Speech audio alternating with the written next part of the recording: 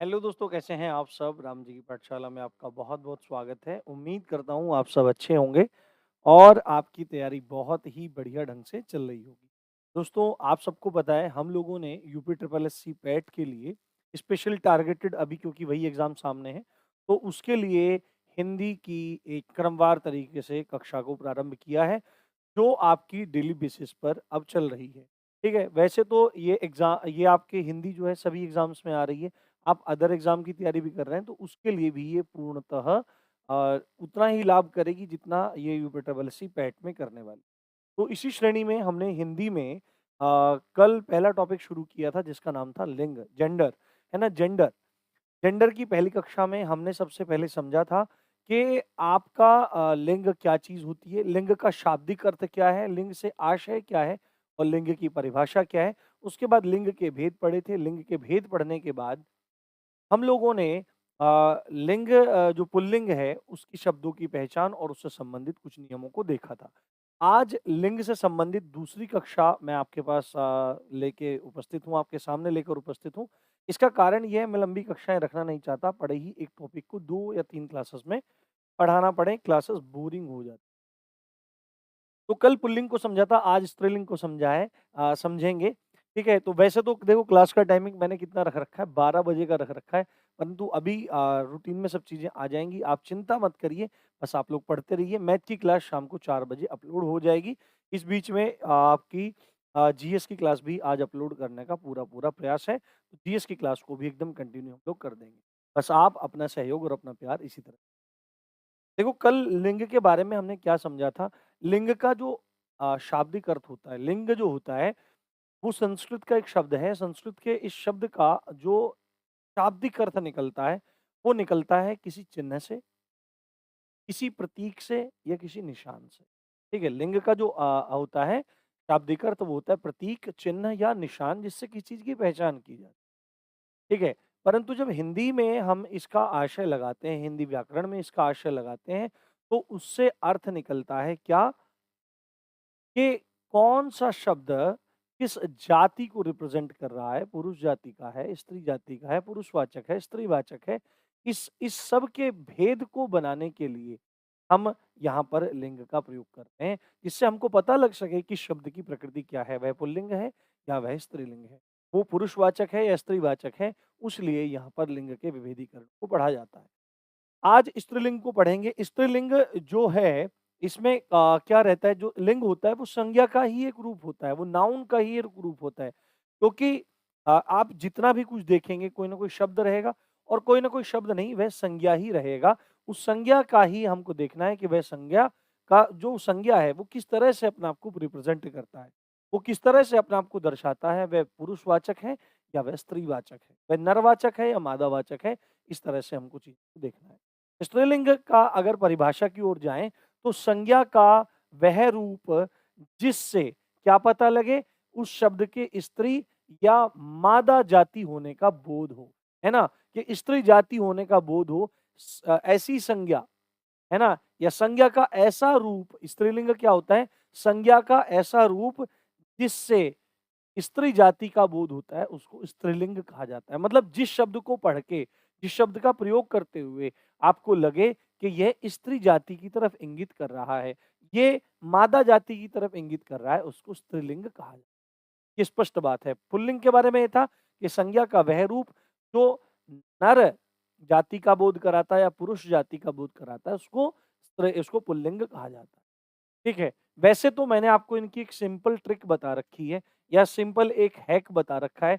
वो हैक क्या है? वो हैक सिंपल ये है कि अगर आपको किसी भी शब्द का पता करना है कि वह पुल्लिंग है या वह स्त्रीलिंग है, तो साधारण सा एक तरीका है, आप उस शब्द का वाक्य में प्रयोग करके देख लीजिए। वाक्य में प्रयोग करते ही आपको पता लग जाएगा उसने किस तरह से बर्ताव किया। जैसे घी है, आपसे पूछ लिया घी क्या है?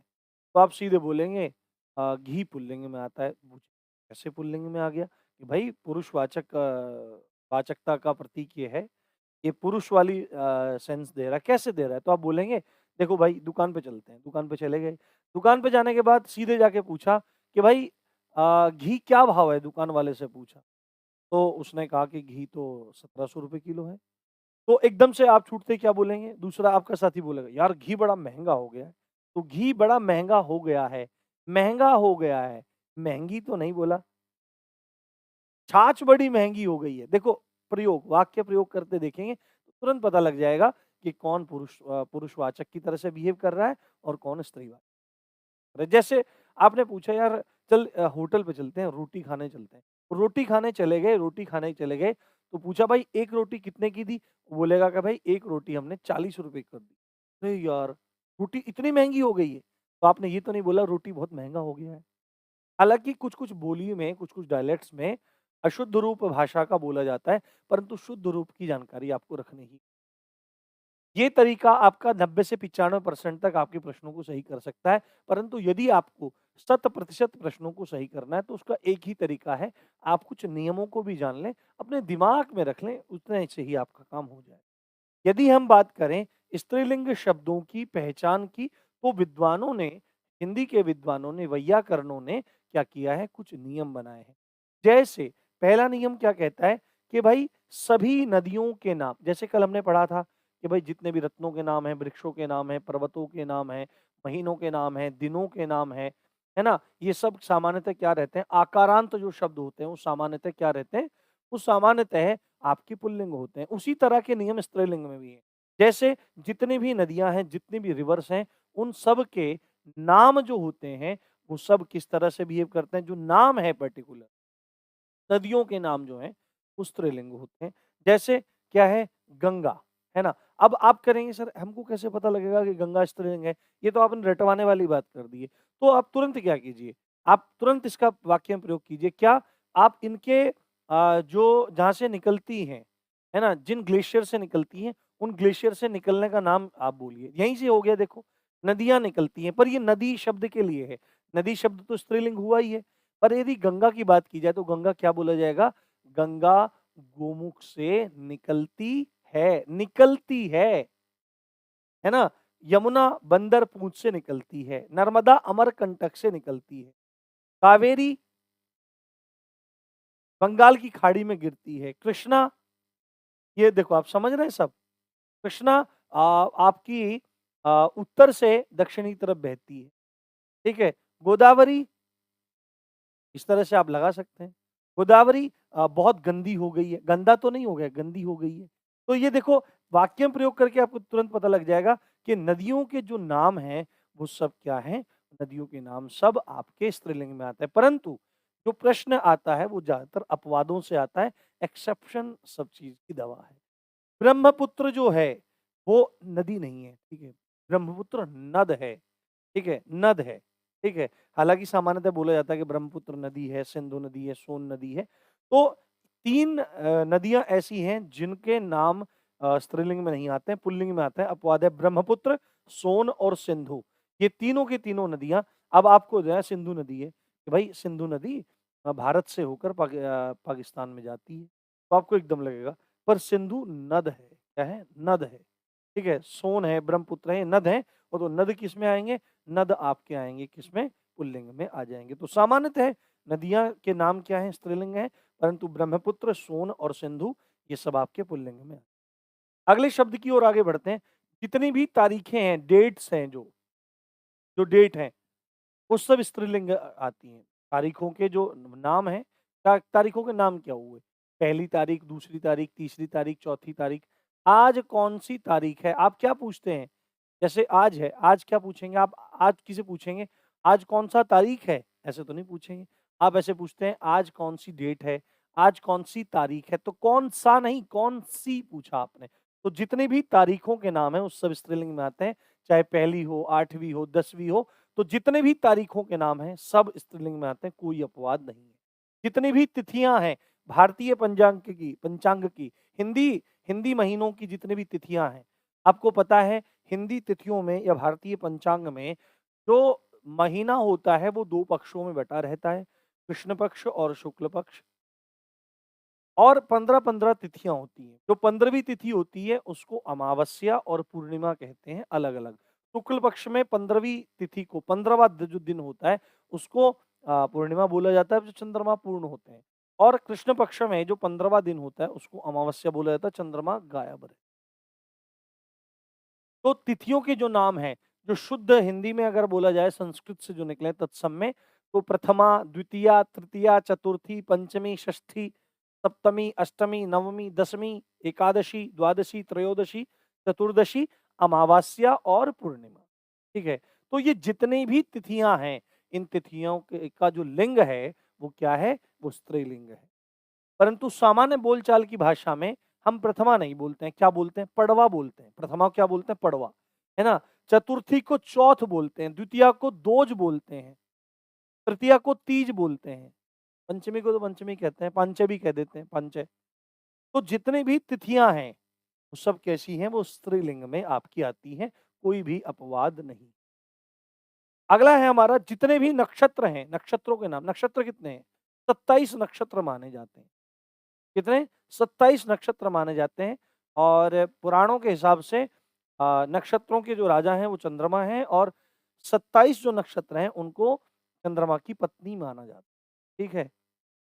तो नक्षत्रों के नाम, जैसे आपने सुना होगा रोहिणी नक्षत्र। रोहिणी नक्षत्र बड़ा प्रसिद्ध है क्योंकि जन्माष्टमी में जब भगवान कृष्ण का आविर्भाव है, जन्म है, तो वह रोहिणी नक्षत्र में ही है। रोहिणी है, भरणी नक्षत्र है ना? चित्रा नक्षत्र है, मृगशिरा नक्षत्र है, रेवती नक्षत्र है। तो जितने भी नक्षत्र हैं 27 के 27, वो सब किस में आते हैं? वो सब के सब आपके स्त्रीलिंग में आते हैं। ये चीज आपको ध्यान रखना, जितने भी नक्षत्र हैं। तो अब तक क्या हुआ? जितने भी नदियों के नाम हैं सब स्त्रीलिंग, जितने भी तारीख हैं सब स्त्रीलिंग, जितनी भी तिथियां हैं सब स्त्रीलिंग, जितने भी नक्षत्र हैं सब स्त्रीलिंग में आएंगे। उनके नाम जो होंगे वो स्त्रीलिंग में आपके आएंगे। अगला है हमारा खाद्य पदार्थ, खाने वाले पदार्थ।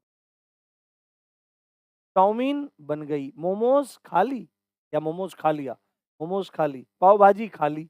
तो जितने भी ज्यादातर नाम है, रोटी खा ली, कढ़ी खा ली, कढ़ी खट्टी बनी है, पूरियां बना दी गई हैं, पूरियां बना दिया गया नहीं, पूरियां बना दी गई हैं, कचौड़ियां बांट दी गई हैं, है ना? खिचड़ी खा ली गई है, रोटी जल गई है। आप समझ रहे हैं? सब चीज वाक्य में प्रयोग करके देखिए। पूरी, दाल, कढ़ी, रोटी, खिचड़ी, जितने भी खाद्य पदार्थ हैं, भोजन के नाम हैं, वो सब आपके किस में आएंगे? वो सब आपके किस में आएंगे? स्त्रीलिंग में आएंगे।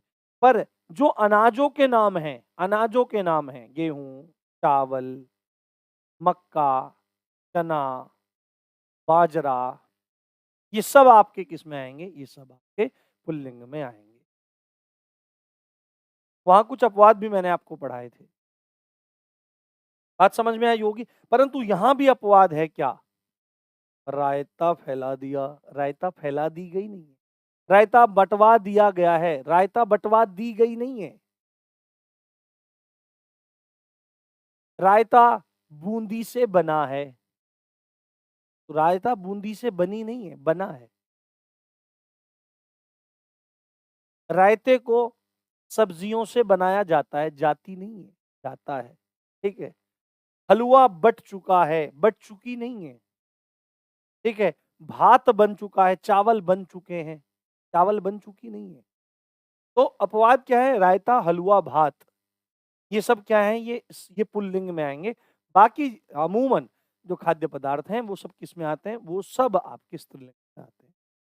अगला है हमारा मसाले, जो हैं जितने भी मसाले हैं, जितने भी मसाले हैं सब स्त्रीलिंग में आते हैं। लौंग, इलायची, सुपारी, सौंफ, दालचीनी, हल्दी, मिर्च, ये सब आपके स्त्रीलिंग में आएंगे। कैसे? कोई सा प्रयोग करके देख लो। सुपारी बहुत कठिन होती है, आसानी से कटती नहीं है। सुपारी बहुत कठिन होता है, आसानी से कटता नहीं है। समझ में आ रहा है? अंतर समझ में आ रहा है? तो सुपारी कटती नहीं है क्योंकि कठोर होती है। लौंग को जीभ के नीचे रखने पर बहुत तेज महसूस होती है, ऐसा नहीं है।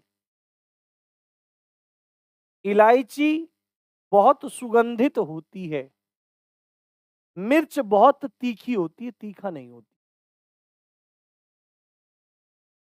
बात समझ में आ रही है? तो जितने भी मसाले हैं वो सब स्त्रीलिंग है, पर अपवाद तो है। जीरा बहुत महंगा हो गया है, केसर के दाम बहुत बढ़ गए हैं। यहाँ पर तो दाम का आ गया, केसर बहुत महंगा हो गया है। महंगी नहीं हो गया। तेज पत्ता, बहुत बेकार प्रकृति का। तेज पत्ता कठोर है। तो जो तेज पत्ता है, तेजपात है, केसर है, जीरा है, ये पुल्लिंग में है। बाकी जितने भी मसाले हैं वो सब स्त्रीलिंग में है, ये अपवाद है। जितने भी राशियों के नाम हैं, 12 राशि हैं। तुला हुई, मेष हुई, कुंभ हुई, कन्या हुई, वृश्चिक हुई, सिंह हुई, जितनी भी राशियों के नाम हैं, 12 राशियां, आपकी कोई राशि होगी, हमारे तो तुला राशि है। र से जो नाम शुरू होते हैं वो तुला राशि वाले। तो र से बोल रहा हूँ, राशियां जितनी भी हैं उन सब, वो सब कैसी हैं? स्त्रीलिंग है। अगला है हमारा, सब कपड़ों की बात नहीं हो रही है, पर कुछ कपड़ों के नाम ऐसे हैं जो स्त्रीलिंग हैं। कैसे स्त्रीलिंग है? साड़ी फट गई है, साड़ी। पगड़ी उछल गई, उसकी लड़की किसी के साथ भाग गई तो उसकी क्या हुई? पगड़ी उछल गई। ठीक है, उछल गई, उछल गया नहीं है, पगड़ी उछल गया नहीं।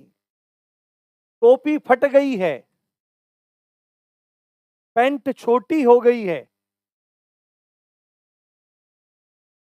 कमीज गंदी हो गई है। तो कुछ शब्द जो हैं, कुछ कपड़ों के नाम हैं, वो सब कैसे हैं? स्त्रीलिंग है। साड़ी है, पगड़ी है, टोपी है, पैंट है, कमीज है। अब आप बोलोगे कि सर कुछ ही कपड़ों के नाम क्यों बोले जा रहे हैं? तो पजामा के बारे में क्या बोलोगे? पजामा तार पर सुखाया था, गिर गया है। कुर्ता बंदर ने उठाया के बाद वो फट गया। फट गई नहीं है, कुर्ता फट गई नहीं है, पजामा गिर गई नहीं है। तो कुछ कपड़े ऐसे हैं, स्वेटर, स्वेटर रंग बिरंगा बना है। तो कुछ कपड़े ऐसे हैं जो स्त्रीलिंग हैं, जैसे साड़ी, पगड़ी, टोपी, पैंट, कमीज, ये स्त्रीलिंग है। और सुनिए, जो समूहवाचक संज्ञाएं हैं, समूहवाचक शब्द हैं, यानी कि जिनको बोलने से ऐसा लगता है वो कलेक्टिव नाउन है, वो बहुत सारे लोगों से, वस्तुओं से मिलकर बनी है, एक सिंगल यूनिट है बहुत सारे लोगों से मिलकर बनी हुई, पर एक मानी जाती है, एक मानी जाती है। जैसे कक्षा, विद्यार्थियों का समूह है, कक्षा टूट चुकी है। जितने भी समूहवाचक संज्ञाएं हैं, शब्द हैं, वो ज्यादातर स्त्रीलिंग हैं।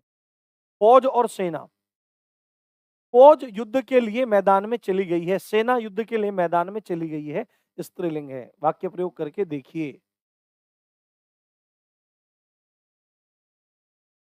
वहां पर दंगा हो रहा है और बहुत ज्यादा भीड़ इकट्ठी हो गई है, क्या नहीं, इकट्ठी हो गई। कमेटी छूट चुकी है, सभा आ चुकी है, सभा पूरी हो गई है। तो जितने भी समूहवाचक शब्द हैं, जितने भी समूहवाचक संज्ञा हैं, सब आपके स्त्रीलिंग। अगला है, ये पॉइंट देखिए, जितनी भी भाषाएं हैं, जितनी भी बोलियां हैं, भाषाओं के अंदर ही बोलियां आती है, जैसे हिंदी है, हिंदी की बहुत सारी बोलियां हैं, डायलेक्ट्स। जो मेरे मुंह से आप सुन रहे हैं, ये खड़ी बोली है। उसके बाद कौरवी है, भोजपुरी है, अवधी है, बुंदेली है, तमाम है। तो सब बोलियां हैं। आप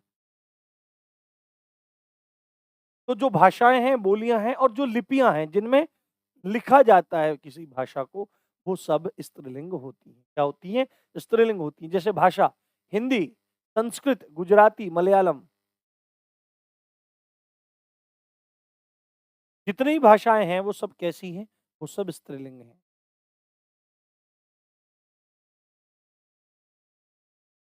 जैसे भारत में हिंदी बहुत बड़े क्षेत्र में बोली जाती है, इसलिए हिंदी भारत में एक प्रचलित भाषा बन गई है। ठीक है? तो जितनी भाषाएं हैं, हिंदी, संस्कृत, मलयालम, गुजराती, तेलुगु, तमिल, वो सब स्त्रीलिंग है। जितनी भी बोलियां हैं, भोजपुरी, खड़ी बोली, अवधी, वो सब आपकी स्त्रीलिंग में आती है। जितनी भी लिपियां हैं, पंजाबी की गुरमुखी है, हिंदी संस्कृत की देवनागरी है, तो जितनी भी लिपियां हैं वो सब किस में आ जाएंगी? आपकी, वो सब आपकी आ जाएंगी किसमें? स्त्रीलिंग में।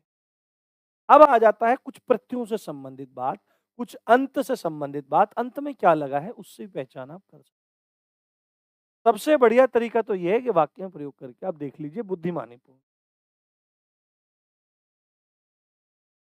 जिस शब्द के अंत में इया प्रत्यय होता है, इया, इया, इया प्रत्यय होता है, वो सब क्या होते हैं? स्त्रीलिंग होते हैं। जैसे कुटिया, कुटिया, इया आया।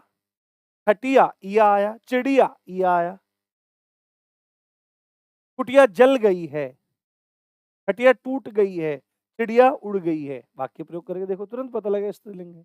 तो इया प्रत्यय वाले जितने भी हैं वो सब क्या हो जाएंगे? वो स्त्रीलिंग हो जाएंगे। इसी तरह इमा प्रत्यय वाले, इमा प्रत्यय वाले, प्रत्यय क्या होता है? बाद में लगा होता है। जैसे महिमा, महिमा, इमा, लघिमा, गरिमा, लालिमा, पीलिमा।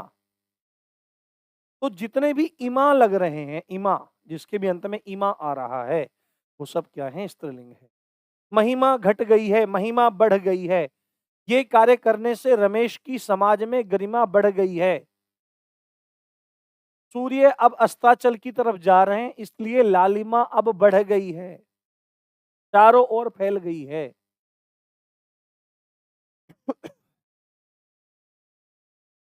तो इमा प्रत्यय जहां भी आ जाएगा वहां क्या हो जाएगा? स्त्रीलिंग आपका हो जाएगा। और सुनिए, भाववाचक संज्ञा से बात कल भी हुई थी।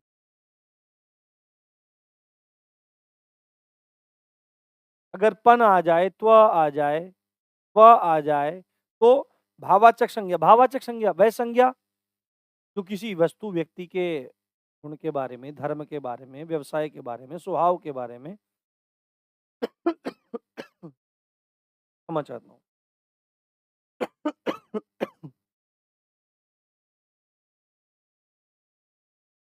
बताती है, दशा, अवस्था के बारे में बताती है, उसको क्या कहते हैं?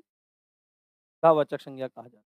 यदि भाववाचक संज्ञा के अंत में ट आ जाए, वट आ जाए, हट आ जाए, तो उनसे जो शब्द बनेगा उसको, वो शब्द स्त्रीलिंग होगा। जैसे आहट, ट आ गया, बनावट, वट आ गया, घबराहट, हट आ गया, सजावट, है ना, सजावट हो गई है, आहट आ रही है, बनावट ऐसी है, बनावट वैसी है। समझ रहे हो? घबराहट हो रही है, हो रहा नहीं है। तो जिसकी, जिस भी शब्द के पीछे संज्ञावाचक, भाववाचक संज्ञा के पीछे ट, वट, हट आ जाए, वो शब्द कैसे होते हैं? स्त्रीलिंग आपके हो जाते हैं। अगला है हमारा, यदि किसी संज्ञा के पीछे, संज्ञा का मतलब, संज्ञा का मतलब सीधे सीधे होता है नाम। किसी भी शब्द के पीछे जो नाम है किसी तरह का, अगर आपको ख दिखा मिल जाए, ऐसी संज्ञा जिसके अंत में, संज्ञा के साथ नहीं, मैंने थोड़ा सा यहाँ पे गलत लगाया है। संज्ञा अगर ख के साथ अंत हो रही है, मतलब कि उसका आखिरी अक्षर जो है वह ख है, आखिरी वर्ण जो है वो ख है, तो वह स्त्रीलिंग होगा। जैसे भूख, भूख लगती है, लगता है, ठीक है। राख होती है या हो जाता है?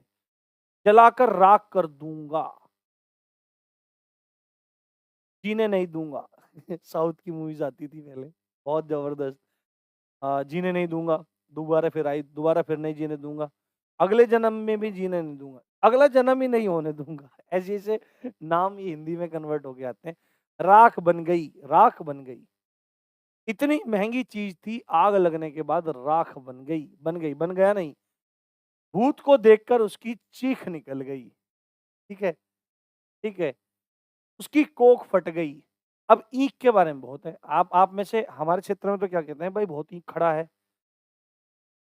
पर ईख जो व्याकरण बोलता है, व्याकरण बोलता है ईख क्या है? स्त्रीलिंग है। तो सामान्यतः जिन भी संज्ञा के पीछे ख लगा होता है वो क्या होती है आपकी? वो आपकी स्त्रीलिंग होती है। परंतु अपवाद है, क्या? रुख, उनका रुख बहुत सख्त है। तो रुख बहुत सख्त है, तो किस किस चीज की सेंस दे रहा है? पुल्लिंग की सेंस दे रहा है, नहीं दे रहा? पुल्लिंग की। तो अपवादों से प्रश्न बहुत आते हैं। आपने पढ़ रखा है ख वाले सब स्त्रीलिंग होते हैं, रुख आ जाएगा, आप ये लगा दोगे, हो जाएगा। तो अपवाद क्या है? रुख, तो रुख क्या हो जाएगा? पुल्लिंग हो जाएगा, बाकी सब स्त्रीलिंग में आ जाएगा। अगला प्रश्न अगला है हमारा, अब देखो अंत में, शब्द के अंत में क्या आ रहा है? आ रहा है, ई आ रहा है, ई आ रहा है, ऊ आ रहा है, ऊ आ रहा है, न आ रहा है, ना आ रहा है। आकारांत किसको बोलते हैं? यानी किसी शब्द के अंत में आकार आए, यानी कि आ आए। किसी भी शब्द के अंत में आ आए तो क्या हो जाएगा? वो आकारांत हो जाएगा। किसी भी शब्द के अंत में ई आए, है ना, यानी कि छोटी ई की मात्रा आपको दिखाई दे तो ईकारांत हो जाएगा। बड़ी ई की मात्रा दिखाई दे तो ईकारांत हो जाएगा। छोटे ऊ की मात्रा दिखाई दे तो ऊकारांत हो जाएगा। बड़े ऊ की मात्रा दिखाई दे तो ऊकारांत हो जाएगा। अंत में न दिखाई दे तो नकारांत हो जाएगा। अंत में ना दिखाई दे तो नाकारांत हो जाएगा। बात समझ में आ रही है? तो कुछ शब्द ऐसे हैं, सामान्यतः मैंने आपको बताया था कि जो आ प्रत्यय होता है, ये पुल्लिंग होता है सामान्यतः। यानी कि आकारांत वाले अधिकतर शब्द पुल्लिंग होते हैं अधिकतर, और जो इकारांत वाले होते हैं, वो शब्द अधिकतर क्या होते हैं? इकारांत जो प्रत्यय है ये स्त्रीलिंग होता है। परंतु कुछ न कुछ अपवाद चीजें भी रहती हैं। जैसे कुछ आकारांत शब्द ऐसे हैं जो स्त्रीलिंग होते हैं, जैसे खटिया, है ना? अब आपको लगेगा खटिया है, आपको यहाँ कन्फ्यूजन हो गया कि भैया आकारांत आ रहा है,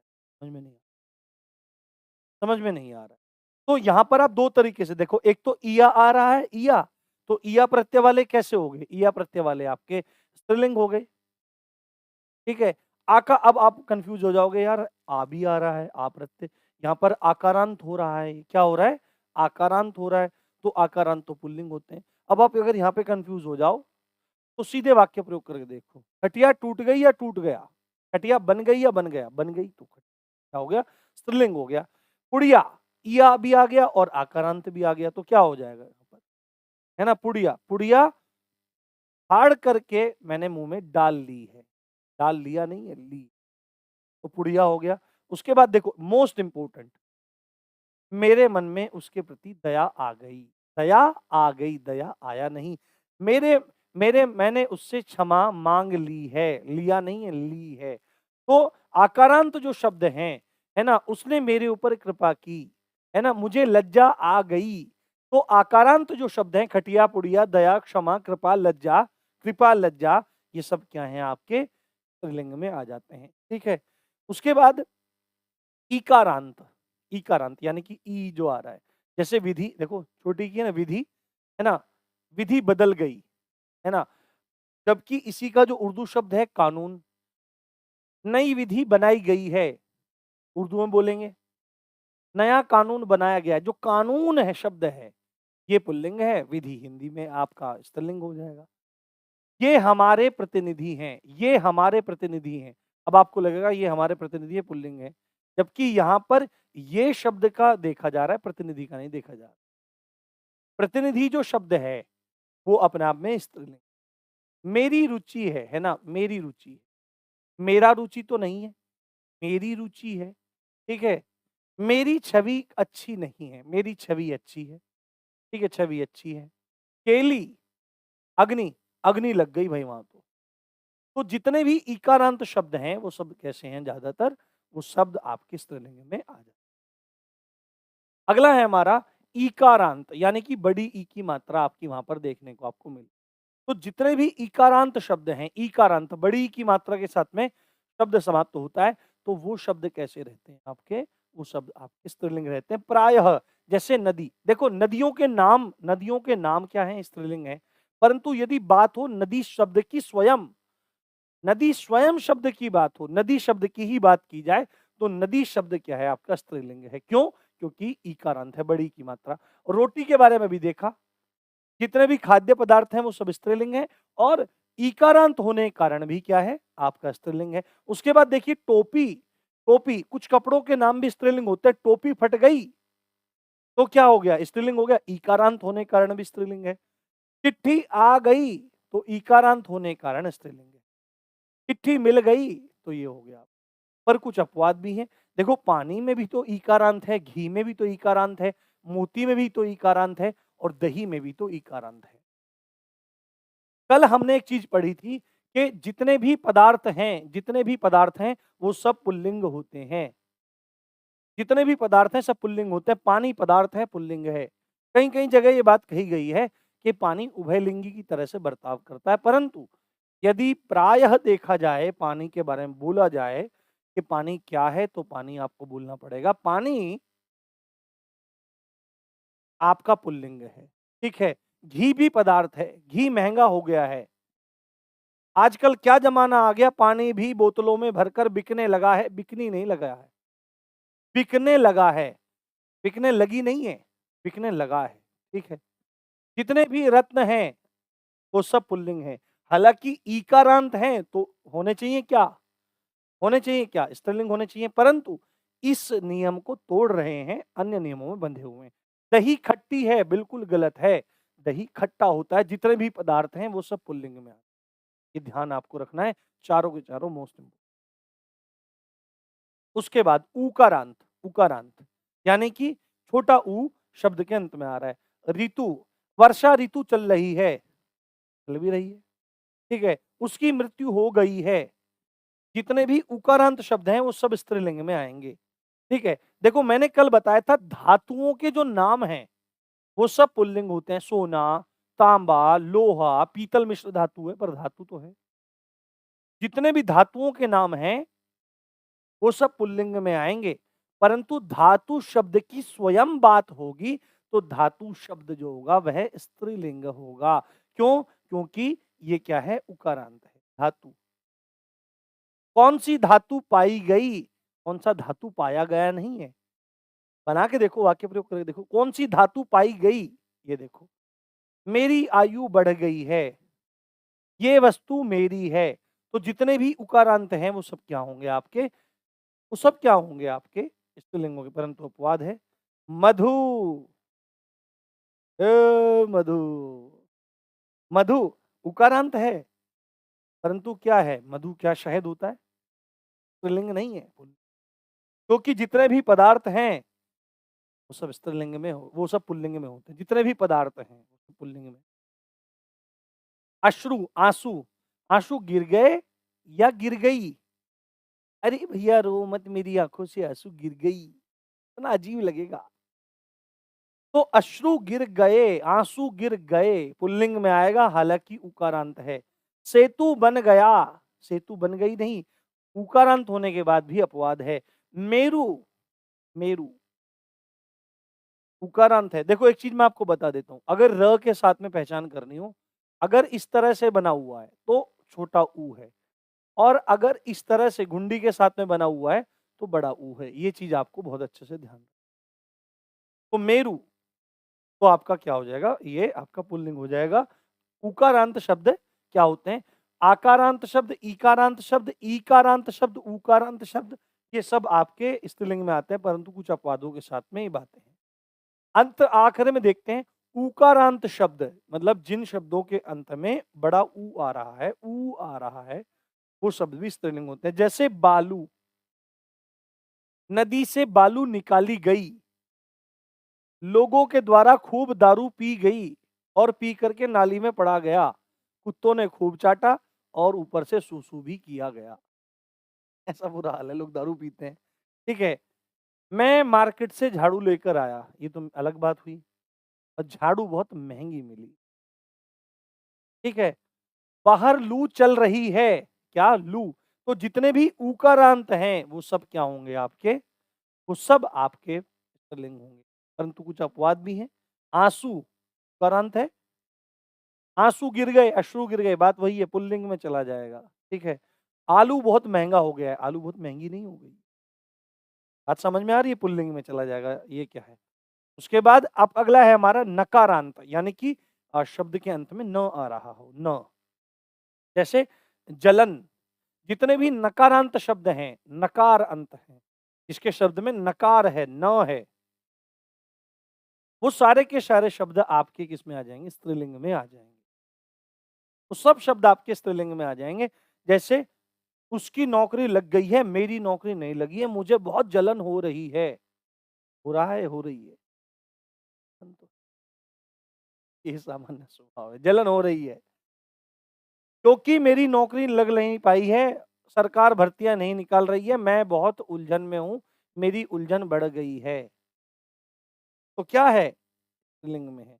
तो जितने भी नकारांत शब्द हैं अधिकतर वो क्या हैं? स्त्रीलिंग है परंतु अपवाद है। उसकी चलन अच्छी नहीं है या उसका चलन अच्छा नहीं है। उसका चाल चलन अच्छा नहीं है, उसका चलन अच्छा नहीं है। अच्छी नहीं, अच्छा। तो ये अपवाद है, चलन नकारांत होने के बावजूद भी ये किसमें आ रहा है? ये आपका पुल्लिंग में आ रहा है। उसके बाद जितने भी नाकारांत हैं, मतलब कि शब्द के अंत में ना आ रहा है, वो सब कैसे हैं? स्त्रीलिंग है। जैसे प्रार्थना, मैं आपसे प्रार्थना करता हूं। अब ये तो मां के संदर्भ में आया। मेरे द्वारा प्रार्थना की गई, प्रार्थना की गई, प्रार्थना किया नहीं गया, की गई। मेरे मन में वेदना बढ़ती जा रही है। वेदना बढ़ती जा रही है, जा रहा नहीं है, स्त्रीलिंग है। सबसे पहले किसी भी प्रश्न में प्रस्तावना लिखी जानी चाहिए। लिखी जानी चाहिए, लिखा जाना नहीं चाहिए। किसी भी निबंध के अंत में उपसंहार लिखा जाना चाहिए। परंतु किसी भी निबंध के प्रारंभ में प्रस्तावना लिखी जानी चाहिए। बात समझ में आई? ये रचना किसकी है? ये घटना कब की है? ये घटना कब का नहीं है। ये रचना किसका नहीं है, ये रचना किस। तो जितने भी नकारांत शब्द हैं वो सब क्या है? आप उम्मीद करता हूं दिमाग में छप गया होगा, अच्छे समझ में आया होगा। एक क्लास कल और करेंगे, ठीक है? एक क्लास कल और करेंगे, संभवतः लिंग की ही करेंगे और उसमें और चीजें आपको बताएंगे। ऐसा करा देंगे कि जीवन में आपको दिक्कत नहीं आएगी। अगर पसंद आया है तो लाइक दबा के हो जाने चाहिए, झनाझन एकदम बारिश हो जानी चाहिए। और अपने दोस्तों के साथ शेयर करो और क्या, प्यार दो हमको, तो प्यार चाहिए हमको ज़्यादा से ज़्यादा। तो इसी अच्छी बात के साथ आप देख रहे थे राम जी की पाठशाला। मैं हूँ राम भारद्वाज। जय हिंद, जय भारत।